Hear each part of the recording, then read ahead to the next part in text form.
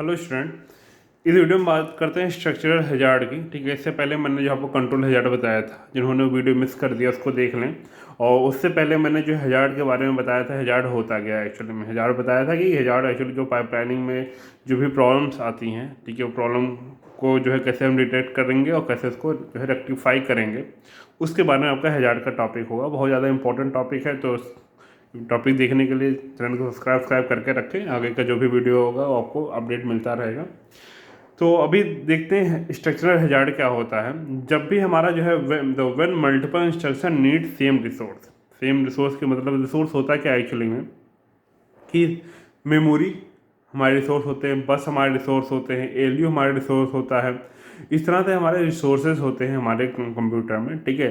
तो उसको एक्सेस होता है, अभी से बात है, हर चीज़ें एक्सेस होती हैं। तो अब जब मल्टीपल इंस्ट्रक्शन होता है, जब सेम रिसोर्स को मांगेंगे, तो उस समय क्या होता है कि वो किस किस जो रिसोर्स होगा किसको दिया जाए किसको ना दिया जाए। तो ऐसे सिनेरियो में क्या होता है, हमारा जो है वो हमारा स्ट्रक्चर जो है स्ट्रक्चरल हैजार्ड जो है वो हमारा क्रिएट होता है। तो ये प्रॉब्लम कैसे आती है इसके बारे में एक पहले हम देख लेते हैं कैसे कैसे इसको प्रॉब्लम आ सकती है कैसे। तो सपोर्टेड हमारे पास जो है 5 फेज का हमारा इंस्ट्रक्शन है, ठीक है। पहले फेज में हमारा इंस्ट्रक्शन को फैच किया, इंस्ट्रक्शन को डिकोड किया, एग्जीक्यूट किया, मेमोरी में ले गए, मेमोरी का काम किया और राइट बैक किया, पहला फेज। तो ये मान को चलो इंस्ट्रक्शन 1 है। इस तरह से मैं मल्टीपल इंस्ट्रक्शन बना लेता हूँ, तो आपको समझाता हूँ इसमें।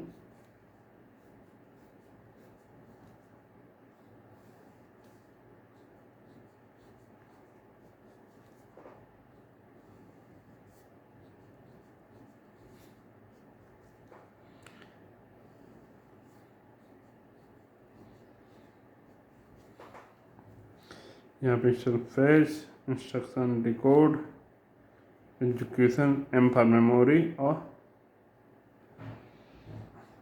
Right back. Instruction fetch, instruction decode, execution, memory, write back. Instruction fetch, instruction decode, execution, memory, write back. Instruction fetch, instruction decode, execution, memory, write back.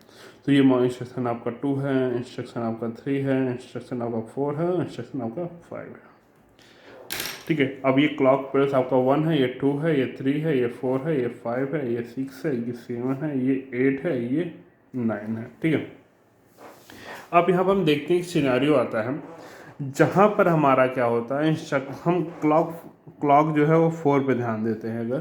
तो यहाँ पर देखो, यहाँ पर मेमोरी जो है, ठीक है, मेमोरी है और यहाँ फैच हो रहा है।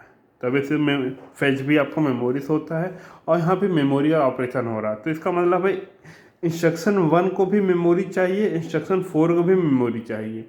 अब यहाँ पर एक प्रॉब्लम क्रिएट होगी कि किसको मेमोरी दी जाए, ठीक है। तो यही आपका सिनारियो होता है स्ट्रक्चरल हैजार्ड का, जहाँ पर 2 अलग अलग जो है आपके मतलब इंस्ट्रक्शन होंगे, एक सेम टाइम पे जो है एक ही सेम ही रिसोर्स की डिमांड करते हैं। अब वो रिसोर्स किसको दिया जाए, चाहे मेमोरी को दिया जाए, इंस्ट्रक्शन 4 को दिया जाए, इंस्ट्रक्शन 1 को दिया जाए। जब ऐसी सिनारियो आती है तब तो हमारा क्रिएट होता है आपका क्या, स्ट्रक्चर हैजार्ड। अब इसको जो है जैसे सपोर्टर एक हम ये कर सकते हैं कि हम चलो एक काम करते हैं, इसको कैंसिल करके, ठीक है, इसको पूरे को कैंसिल करते हैं, ठीक है। हम जो है मतलब एक जो है यहाँ पर ठीक है, यहाँ पर इंस्टॉल, जैसे हमने बताया था, इंस्टॉल क्रिएट करके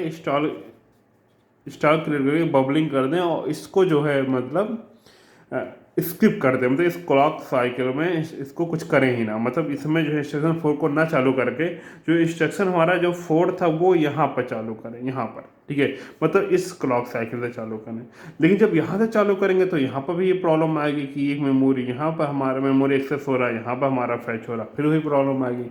तो ये भी एक सोल्यूशन नहीं हो सकता हमारे लिए, ठीक है। तो अब ये आप समझ रहे होगे कि हमारा क्या प्रॉब्लम आ रही है कि सेम टाइम पे हमारा जो है एक ही चीज़ को एक्सेस कर रहे हैं, मतलब एक ही रिसोर्स को जो है एक्सेस कर रहे हैं हम।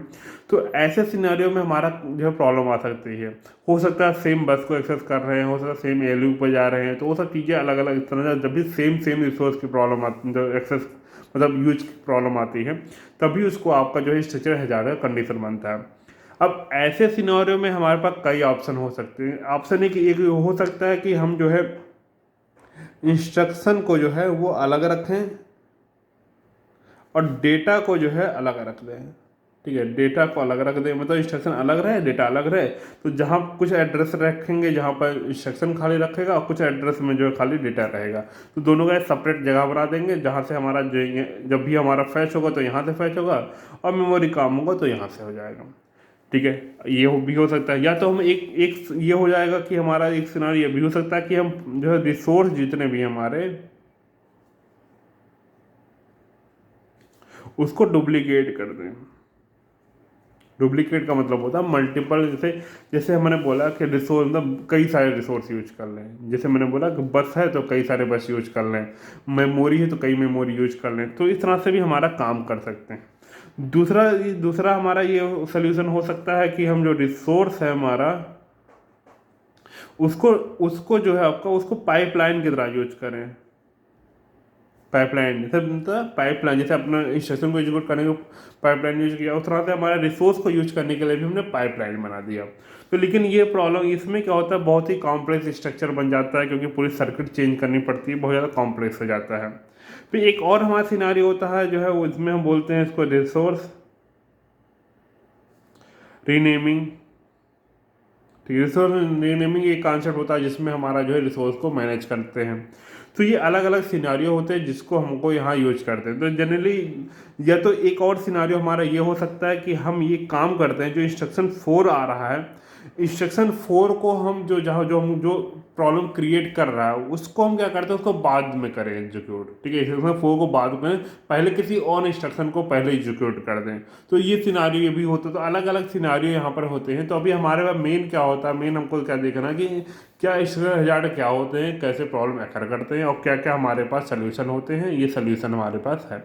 इसके बारे में आपको डिटेल में जो है इसके मैं नोट्स भेज दूंगा तो ज़्यादा अच्छे समझ में आ जाएगा आपको। तो अभी इस वीडियो में इतना ही। ठीक है, अगर आपको नोट्स चाहिए तो आप कमेंट बॉक्स में मुझसे लिख के भेजो कि सर मुझे नोट्स सेंड कर दिए, मुझे ईमेल आईडी अपने कमेंट बॉक्स में भेज दो, मैं आपको नोट्स सेंड कर दूंगा। ठीक है, तो अभी इसके बाद हम नेक्स्ट वीडियो में जाएंगे जिसमें हम डेटा हैजार्ड के बारे में देखेंगे कंप्लीटली। इसके बाद देखेंगे क्या होता है डेटा हैजार्ड और कौन कौन सा टाइप होते हैं डेटा हैजार्ड के, वो चीज़ें हम नेक्स्ट वीडियो में डिस्कस करेंगे। तो इस वीडियो में इतना ही। ठीक है, मिलते हैं नेक्स्ट वीडियो में। अगर वीडियो अच्छा लगा तो लाइक करें, कमेंट करें, सब्सक्राइब करें। ठीक है, तो thanks for watching this video. Tata bye bye.